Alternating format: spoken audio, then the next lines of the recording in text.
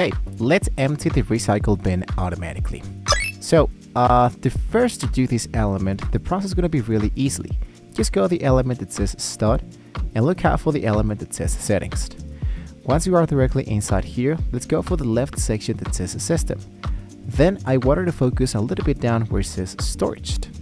When you have now selected this element, it will pop up the element that says that if you want to allow this app to make changes to the device. Let's go ahead and go for Yes. Then here, you got to look out for the element that says Store Census.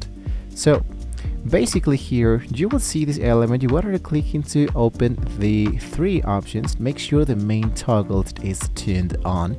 This is the brain that handles the cleanup for you. So now you want to look for the section that says delete the files and of course into recycle bins. This gives you a 1-month safety net in case you delete something by accident, but ensures your trust doesn't pile up forever. Now a pro tip that I can give you is that if your drive is red right now, like this, I'm going to go into this element that says the PC.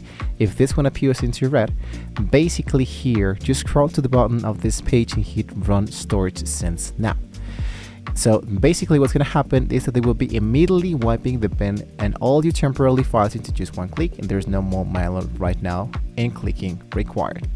So that's it. That is one less core for you and to your PC. If this quick tip saved you some space, don't forget to like, share, and subscribe to this Easy Tech Daily for your daily dose of tech automation. Thank you for watching. See you next time.